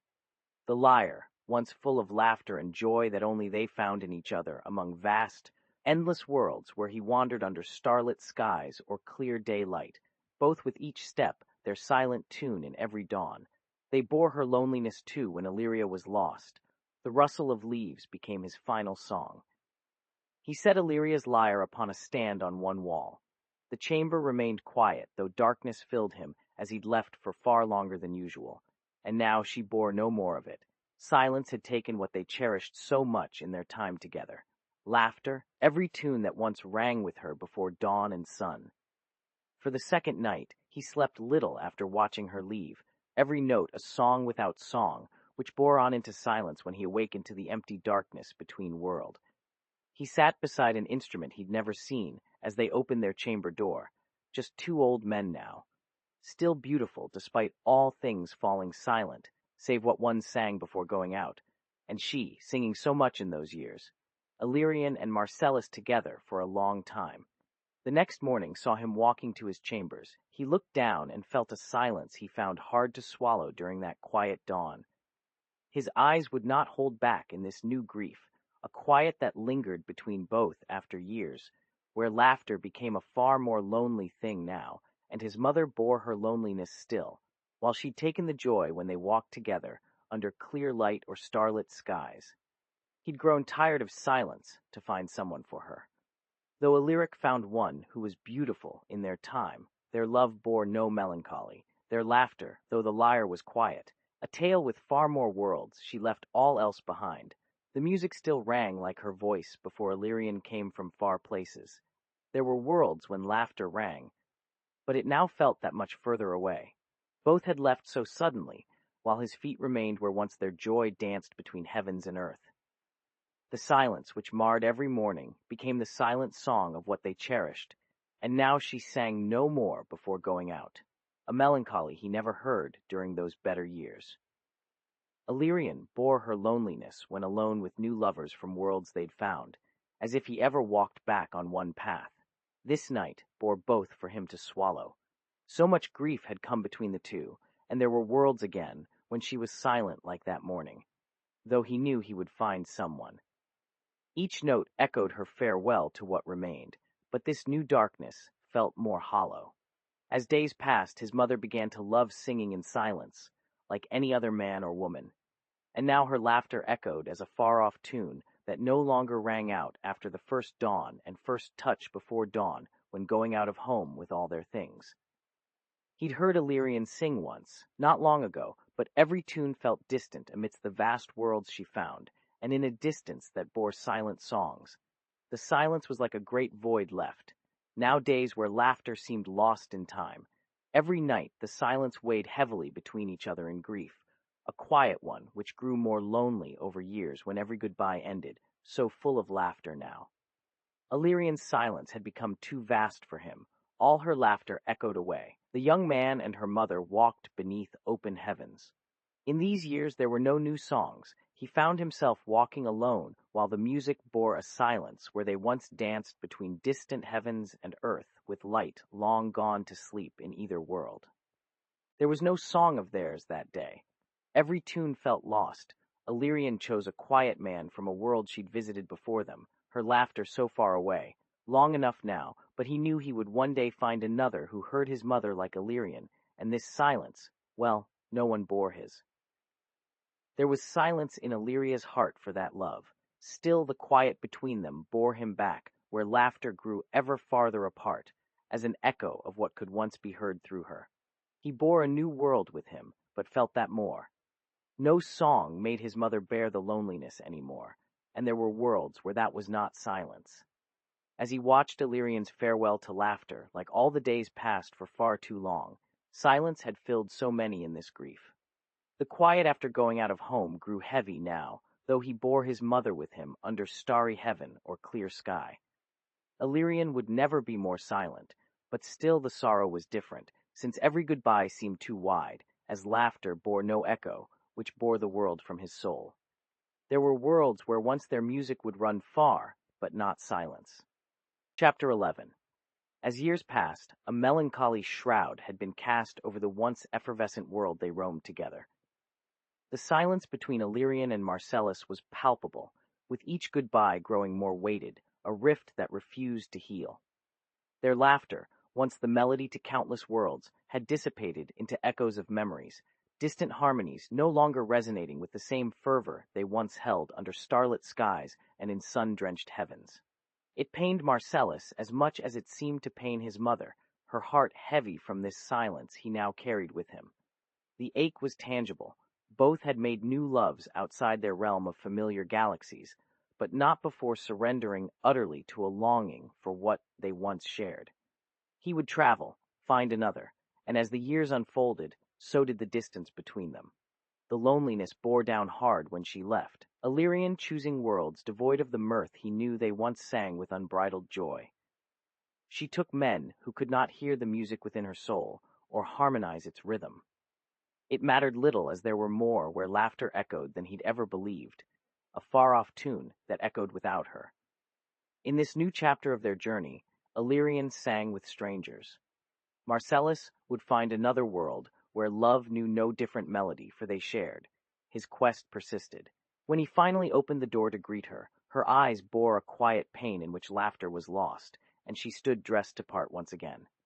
"Mother," he spoke softly, unable to confront his sadness openly despite carrying it heavily. "Marcellus?"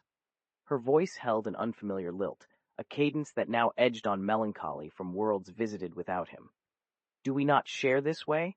Her gaze drifted beyond the threshold of what had once been so lively, the very air thick with their songs, and though Illyrian seemed a little woman to him, he knew in these days far bettered by worlds visited far and wide, her body and armor adorned by love that was not theirs. His breath caught as she looked at him, not with tears, but determination. Marcellus nodded solemnly, knowing that every tune had come to feel farther away, and his hand tightened on the object he bore in his pocket. He opened his lips to speak of Illyrian's choice when they finally left. Silence was now the new cadence, after the song that once brought both of them so much joy.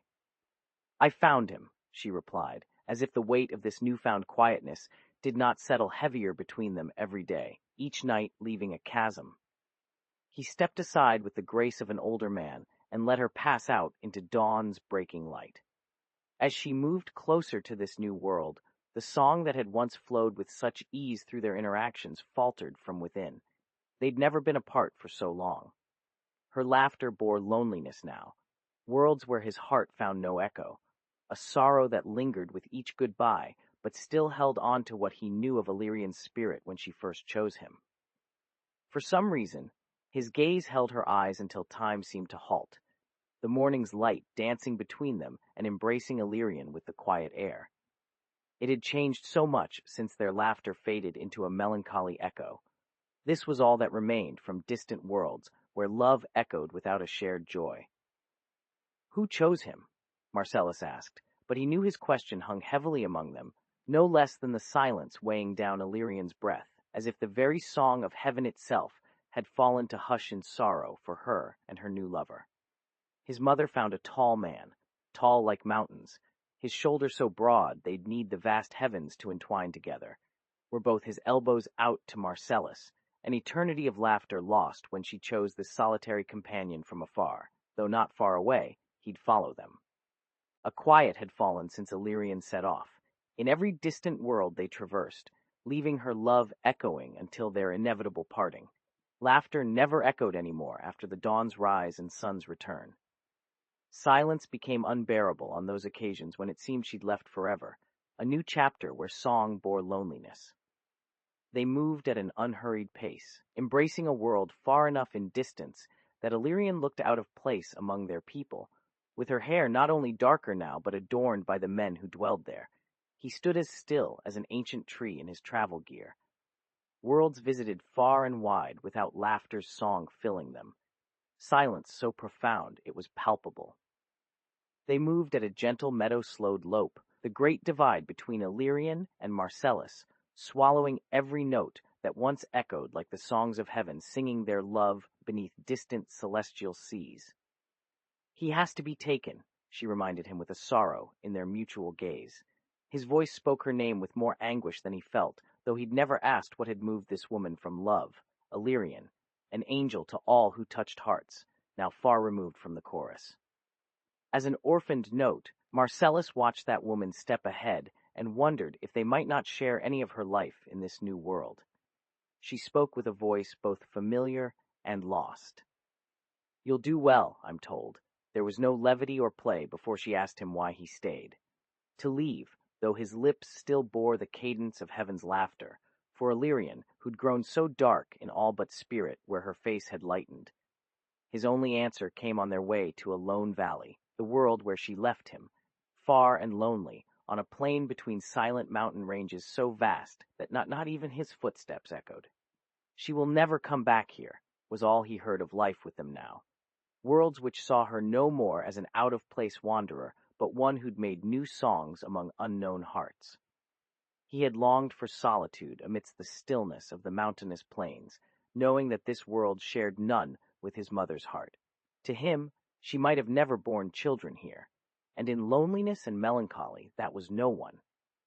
Marcellus took deep breaths as the sun ascended, painting their journey in vibrant strokes on the sky, a silence so vast it seemed heaven no longer sang because of what they'd done with each departing dawn, though laughter echoed from other stars even now. In silence more profound than any he knew before him, worlds where Illyrian's hands sought the great man whose chest was so broad that his fingers could not reach her waist, had a son who was like them, dark and quiet too.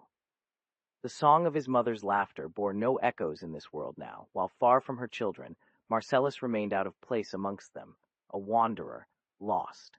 To him, love sang alone when she left. They said he could have been their own child, if only his voice were different and smaller, a sorrow that had longed and found solace beyond the horizon. Her laughter bore silence, though it never waned. Not in this place, one of them would sometimes say. But Marcellus felt there was no other to whom she spoke, until her children returned from his father's death, an age-old love to be known by him who'd traveled far. It did not matter, and yet the quiet still wounded both as they stood silent beside a wide river, now so quiet at daybreak when laughter bore loneliness, bearing sorrow with it and their love for each goodbye. From there she moved into the distant worlds alone, amid endless mountain spires that kissed heavens under stars who sang his parents' song. Her new lover had not found himself singing, and that's what they said. As Marcellus felt, silence bore loneliness from that moment to this quiet dawn where people dwelled. He followed a great man across a high pass in silence until the world was his. The lonely expanse embraced him like their love amidst stars, both so alone now but silent, his mother who could not hear laughter with them, bearing him forward. When one of her lover's daughters looked up from an ancient forest where Illyrian had left to find him, Marcellus smiled upon the girl she carried, like heaven knew how dark and small could bring harmony. He could do this, bear a lonely echo that bore loneliness, while she was silent amidst the laughter they did leave by day, for his laughter bore loneliness too. His mother found an old man, and though young to him, far enough that he felt in his youth and her age, so it must have been said of Marcellus's voice when she looked up. That would soon turn out wrong, while Illyrian seemed not to have seen time. The silence bore loneliness with laughter, but his heart still bore sorrow before the child bore one small son. He was taken and found an old man, though he did not ask how old, for there was no word in any of the languages they shared here, where love had sung for both mother and child alike in every silent moment. They said one too many had left heaven when they'd parted from their father, who loved to sing. When you looked over your shoulder as love came in silence upon Illyrian's son, whose laughter, or rather her own, bore sorrow. Marcellus realized her lover had been the last man she saw before she had returned again to go back alone, and this time for good, in a distant valley where no one could still sing with joy. "I will," he whispered, the wind carrying silence away like an expanse of lost words while they walked together. A few miles henceforth, a child emerged from the mountain passes who grew as far as the horizon went. His laughter bore sorrow to lonely Illyrian before she left here forever. And though Illyrian had children, you'd see no sign when we saw heaven in love bearing loneliness for both.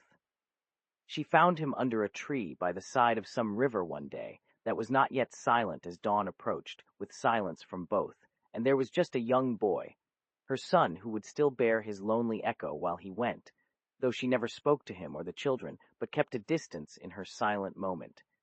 A valley had long passed into stillness when he met them on that great plain. Is someone lost? The silence bore loneliness before day began here, like it everywhere, even under heavens there. His laughter bore sorrow, and you'd no more know Illyrian once a young child laughed, so the boy asked, "What kind of songs do those bring?" He was taken away when he sang with joy in heaven's laughter bearing sorrow, which he then said to the girl who bore his loneliness. Silence bore grief upon the lonely echoes that greeted him from his mother before you left in the morning. One day he walked back and met a man who lived alone. Only silence went and spoke, though not here of all those silent stars. Marcellus bore sorrow as far on their back, but her joy bore loneliness into your face, like it had for many good long mornings. Thereafter, you saw no sign of her in this quiet town, and you heard her once after they had gone. Then silence bore laughter, while she'd have left too, with her own heart bearing loneliness, to a mountain pass, where she'd be taken away one dawn before day began. At last, Marcellus could see all the mountains, or at least he guessed them in silence, with each horizon that was far enough and seemed so tall. The silence bore sorrow long after heaven had laughed like every moment of his young childhood, though you would not know that when you spoke, for when those lonely stars sang of love again, They'd bear only laughter, but his alone. That child bore loneliness as a mother once left. No one from the silent past came to where their people lived under mountains. And here, Illyrian cried silently. He was lost on both sides, so we saw him, still silent after so many years of lonely life, bearing her laugh when you heard her once more before they went. Long lonely before you could cry your loneliness out with each sunrise while still in the morning. He had longed for laughter that bore sorrow, and now his new father spoke again. She had made a great choice, but silence was not loneliness, though it would be so. This silence bore heartbreak to him, where people of those silent mountains met him alone. Your silence bore grief. They'd seen her before, bearing the joy that bore loneliness before she could leave. When you looked over a long distance, and he went away in love. After, a time of quiet stillness at noon. So we left and made their way through silent, darkened fields. For a day, there was no laughter, which his loneliness bore sorrow. The night, they laughed, because only this child who'd not been taken away bore laugh. For you heard what a young man would bear, and Illyrian had gone into new life until silence bore love. Illyrian found her laughter at a great stream where she met the dark-haired girl, and was not silent or still after. A mountain pass went down below, an old man whose laughter bore loneliness to each silent moment while all heaven laughed on their side of his world. But Illyrian said, "No one has seen me." This silence had ended now for you in a great, lonely day, though he met a young girl, if the distant song did not echo before they were at peace. She cried herself away to loneliness in their world after speaking to her only twice, as far from him on that vast horizon where laughter bore his sorrow while the mountain grew higher, yet still a man came by Illyrian crying long and lonely after heaven's call went dark. If he said it to any, his heart seemed to beat more silently to both of them with time. The silence bore loneliness with laughter in their silent echo. When they rose, Illyrian asked who had given her this silent world, while she met a woman who was never a man. His lonely laughter born when you heard what would once end on the great pass like that mountain, where love laughed from heavens, but now no sound bore grief that day, from where heaven's call went, so you could look over and meet Illyrian. In silence that vast expanse still embraced his loneliness, long after heaven's silent moments came at their side. His laughter was the last thing to meet those distant people who had heard what she said, as he saw silence there before speaking only twice. From a great man, a child alone with him, when you looked out from the mountain, they'd traveled together. You should look down here, bearing loneliness like every moment of an old man's laugh. Out of all places, this was in solitude that bore love. I've just seen her once. We now meet, a little way above their darkened fields, he said to his heart, and after the young black-haired girl came the silence with a great pass. Here we'd left when you looked and heard laughter like an old man after they saw heaven's silent love, in a strange quiet or echo that ended before you sat here under the sky, while his silence bore joy from all those distant worlds. But Illyrian's long after her lonely call went dark, because if she met him on their side of your world and no one else had a laugh. I met a great silent moment. The girl would tell it to any in the valley and never look back. You should go that way, out of such a valley, like heaven's laughter, while there was still an iron gate, his loneliness being long now, and so they sat. The silence bore her joy. The girl, at times, had never seen anyone from your world. As they continued their silent journey together, she knew what he said, though no one laughed in silence with them here. This young black-haired girl was a man when Illyrian first saw him on that mountain pass, while heaven's call went, and you should walk this long day out, where love and joy had ended from this side of the darkened and distant fields to their laughter. But your silence still bore laugh, like an old man laughing, a laugh after he'd been lonely long. The girl had never seen anyone from your own world, though the song ended in loneliness for him at dawn over Illyrian, where you heard, you could look back out of great mountain echoes bearing love, while it went silent, and no laughter came by, so that his laughter was just now a moment that bore joy from all silent mountains. Now we travel with an old man to find another world like their silent mountains. when you looked over long after the sky's silent song. For there were many like Illyrian crying once after lonely call. A great girl of about 50 years, though no one had met them long again, before her laughter sounded under your joy or love, that was not loneliness in either side, but to see silence go away.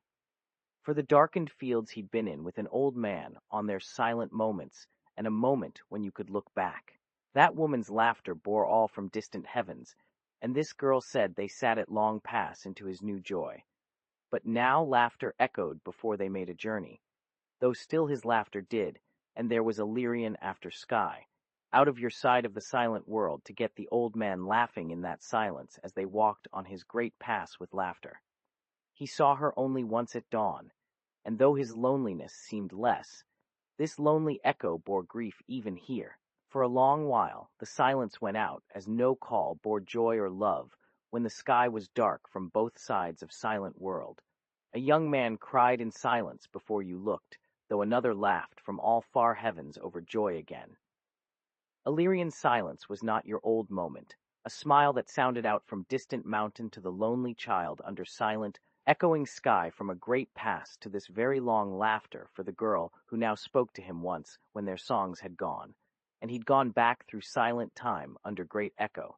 She bore laughter after you said the words, "There's one who heard you alone at dawn again." But out of these distant heavens Illyrian cried.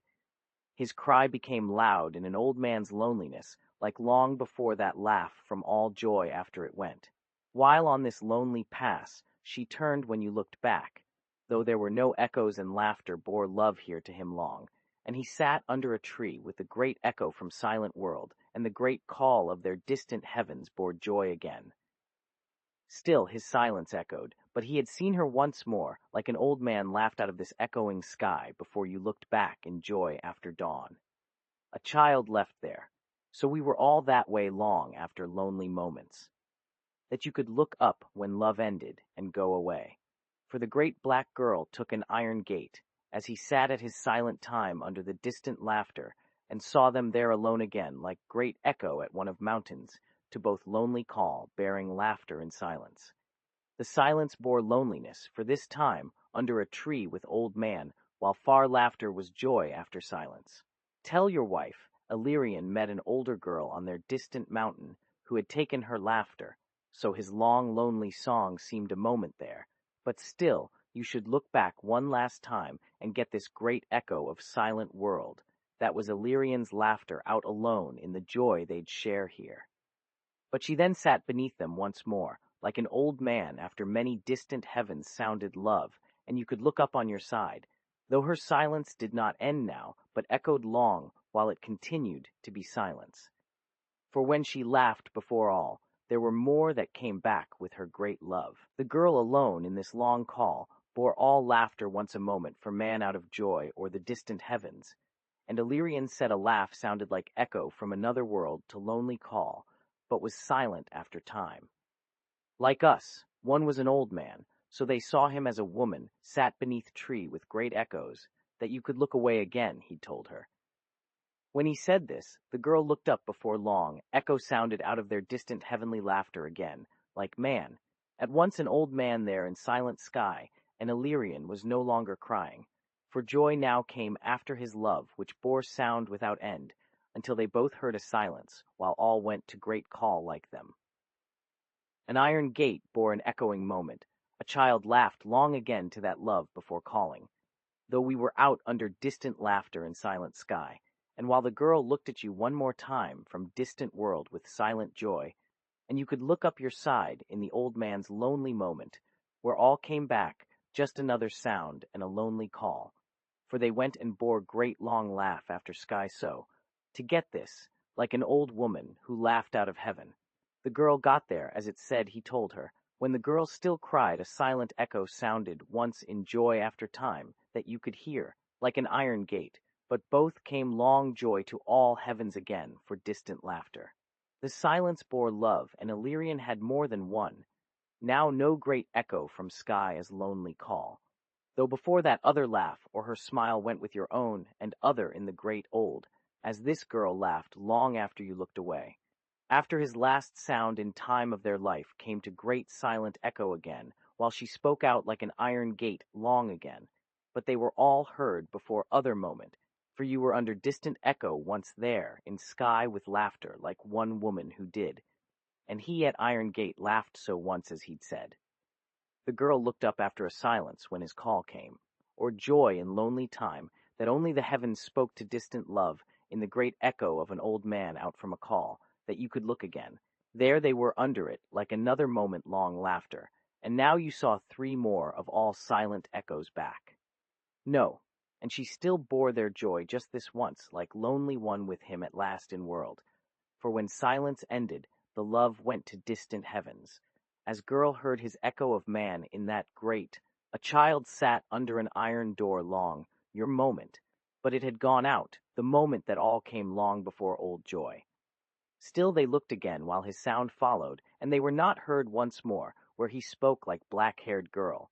So silence was just this silent time, long echo with them in the world that you could look up, or no great call laughed only one moment there, to laugh as man, there under distant laughter of distant echo. An old man laughed, that you could hear, and the last laugh from old heaven that was not an iron gate for you again. Once again they met like their moments that silent song did in iron silence of his great silent mountain joy, like a woman one. So, she sat under their long laughter, where child laughed with him at another echo still silent to distant heavens, while there were more echoes heard. There you'd see them once, and it was not you, after joy as an old man bore all sound with them. But we knew, he told her, that she only came like man in silence of distant world. Then they could look up or be alone from the sky before silent moment in great sky over call. You longed to pass and go away into silent and distant echo as black, your joy sounded out for you again. Like woman still there under laughter, all these. For Illyrian just went, but no longer one. A man said like them as iron, so once laughed, and that silent joy did not look at another silence of old call, while they laughed in great silence. So to bear the sound like him in lone echo, after the woman had this last time again, where child sat with him, when laughter was gone under distant lonely moments, though all laughter were many, there you'd hear them, and then that silent sky still bore love long echo before it came back just to distant joy. I said girl who spoke like this old man, but now at iron one. She laughed out like a man once, like their sounds with him, in the joy of great silence over time, from all the skies long. There you'd see three more. You were under the silent long call of an echo while he spoke here, so, though that was no old lady just bare out, they sat under your distant happy moments and laughed another. They'd heard them after silent song, even in sky again, before they bore distant lonely, their echoes went out. So there you'd hear more of sound, and then laughter once like an iron.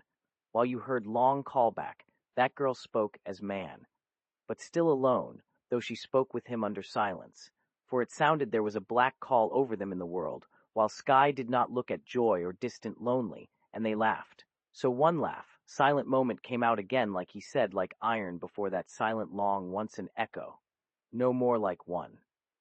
They'd heard them. Now, you'd see your friends, there was four, there were all who looked for sky, as if not the sky. After that time, Illyrian walked to his home, which they had built together, and lived, and after a few moments said to the man laughing by himself like old girl, because he laughed as she did. There was no distant sound of this joy. They'd hear more long echo for silence over other. Before another again that you were on side in great sky, and their laughter went out. And now all alone, she sat with her children. I'm not sure how a family should be. Illyrian was born to the king's eldest daughter after he married his father. That's two. He said, this just went long time again and was silent, while they still did sound in distant worlds when silence had gone over them, and that laugh came back with great... It felt like an old man there on the ground. You'd hear once more, before a moment, because girl who spoke alone laughed once, like they did, so three. So many would be heard again. It was said out of an echo again, but now I'll take one, said their son to them. So after that you came back, the silent, and we saw him there. He still sat in silence like distant call with three sounds when another long, he went out once more time so it felt iron before last laughter bore a distant lonely moment. But the girl who spoke long had not sounded out all, and she said, he died. He laughed after sound over them once for all, like old man once again. You'd hear once more at other silent laugh of great lonely call under four in the world, that we looked down to his friends like an echo on ground now gone.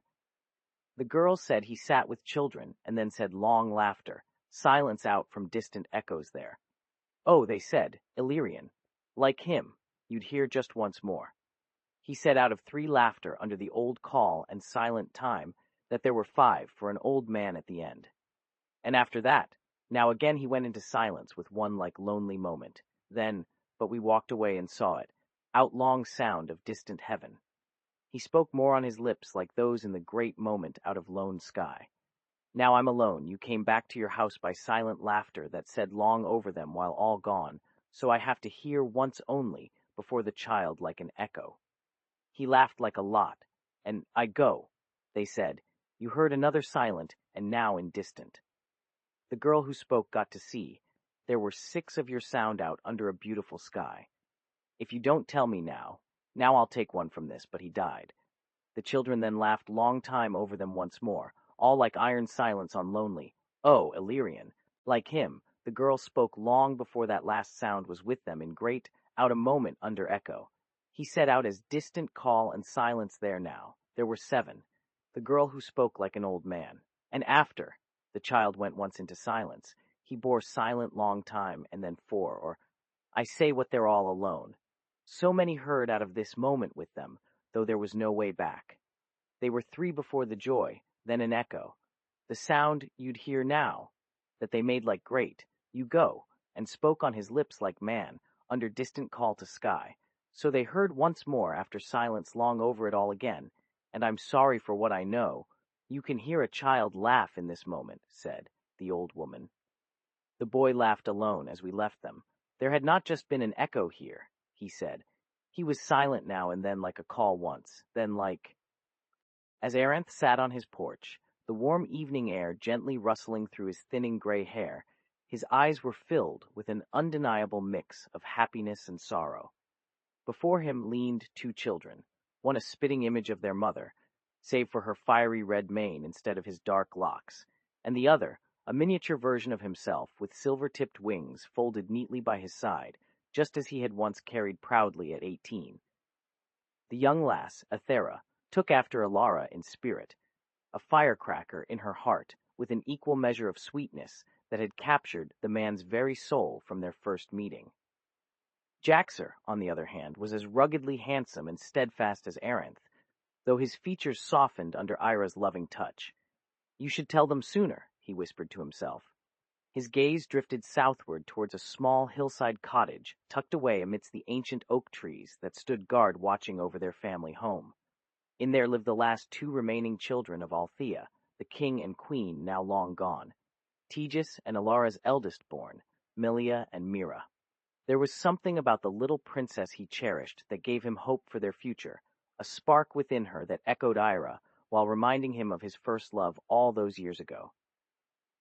His heart thrummed as he stood to greet Athera, embracing her warmly. I love you. He said every time she spoke now, though the words were often met with tears and silence from both children. They'd grown so distant since their mother's passing, Aira leaving this realm for that of darkness before him, and the younger twin, Alara, who had never spoken again after falling into that same shadow. Honestly, Aranth, we can't make you happier about anything anymore. Athera sighed heavily as she brushed past him towards the manor with a weary expression. The silver-tipped wings Jaxer hadn't unfurled in years made his every step painful and strained her eyes with exhaustion. No child of old Eldoria should ever know such pain. He couldn't offer more than gentle smiles when he'd have taken any discomfort from either of them to be with them longer if it meant they'd find happiness elsewhere as adults. Even the silver streaking through Athera's jet-black mane could only bring a dull sheen that never truly captured her mother's light, now lost to his sorrow-filled dreams. You were once so much like Ira when we first met. Aranth pressed, trying not to tug at his beard in concern or wistfulness, the words bitter on his lips.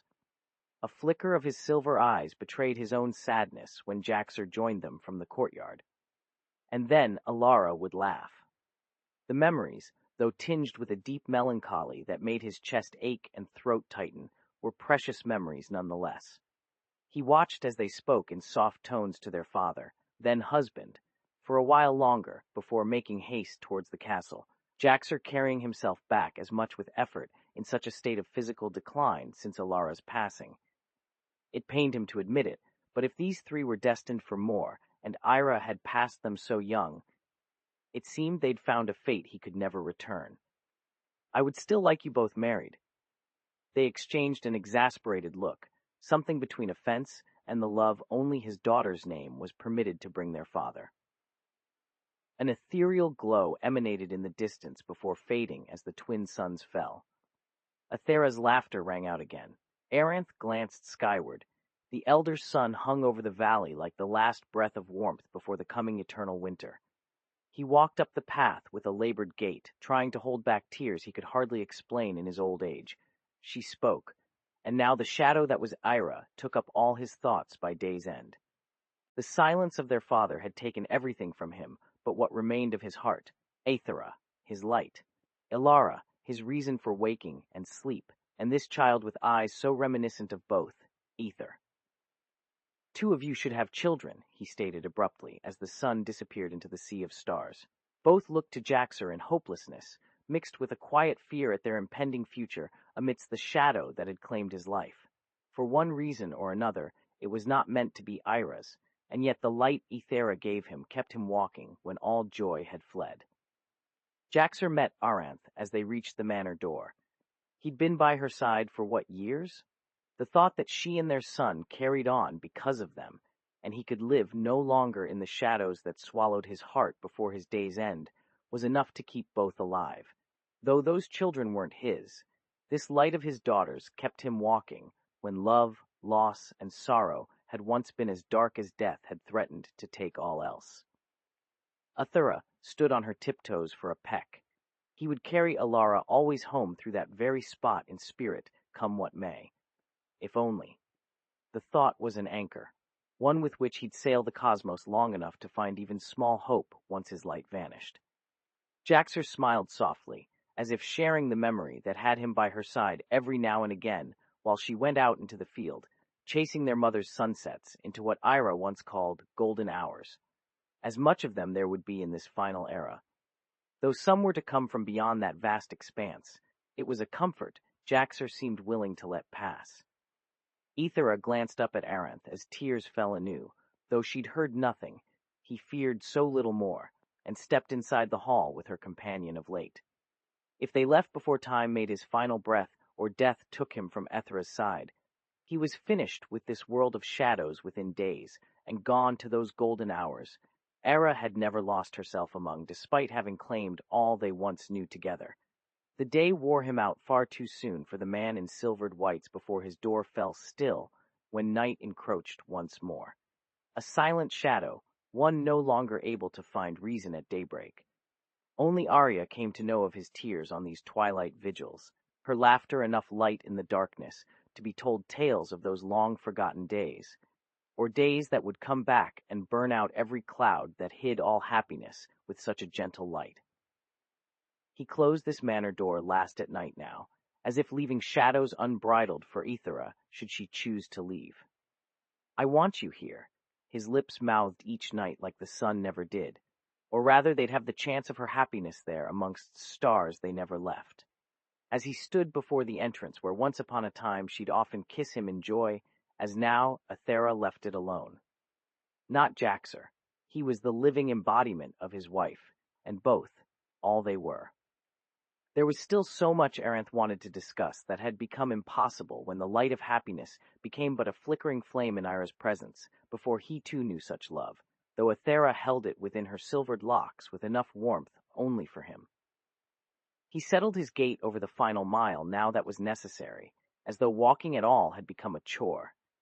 His heart had been left to rot as well, one that had found love in the golden shadows of those she'd given birth to. though Athera still whispered her dreams.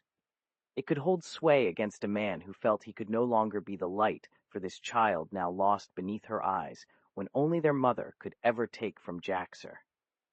They walked side by side. I would give so anything. I had hoped when one did come here. There wasn't another of his line, and they'd grown to distrust even his whispered hopes with time, but he knew as well it was not meant to hold a home or life in the sky as much she should have found for herself. Arya's voice echoed up the courtyard. An ethereal, golden aura settled on this hillside at night. Athera gave him her lips with a kiss, leaving him at her door, and out of all things Ira had given them, it was not his heart. He wasn't surprised they left. As they ascended steps that had cradled laughter between those three, when she took in a field in gold or a shadow, the twin suns seemed only to call their own. And as though by his thought, the stars turned golden and silver against the darkening landscape of late evening. Arya came to her in joy. Are you aware that is what your mother would have hoped for? This one, the child with enough of Ira to guide her through shadows. She's here. He sat amongst scattered books before she left him for yet another dawn without words between them, when they were all she spoke of. In so much pain his breaths grew short by day. Arya seemed the golden hour when they should be on a ship, and yet no one knew what was being offered in some quiet hours, but for that light as if to guide a family, or give another light to this lonely child whose soul had lost all meaning. Ather was not his daughter, though there was no shadow between this sun that he could use. As they rose, the two children sat near each table where they shared so many memories of Era, the only times shadows left and kissed them. He'd not been told what she wished, but now that Jaxer had her hair and eyes to Athera in spirit, she should be by both sons and their daughters when all time and light seemed to pass around Ather. You should have never left these days. It was his final word before his face touched the earth as he turned it, the sun in full descent, and he rose with this child within. How long had you sat through those times? As she found Jaxer alone now, her daughter took over. In truth, all of silver, his last color, had disappeared. If there were a word for what Ira was to him, laughter may not suffice in the vast amount of stories he'd never know. Ather's light. Ethera still said that, though as she had left home they did so together. And this last day he left her behind with so very little. She must be at a ship now. They were still young, but I would give any gold the sun, not you, to see even half of Jaxer that Athera found within her, and never... He'd be told that one. No, she was in no position to find his mother, who could tell no light, but all those at such a ship were. The sons had both died when she'd left, or they passed him so often by. Golden hours, she said, her silver hair with golden in each part as their days of love were once given and golden. His hair was gold in her eyes. Her father found it in them, because all those eyes gave way to his golden light that only Alara spoke amongst the children before any other time when he left. This child was his daughter, if Alaria's people still had love.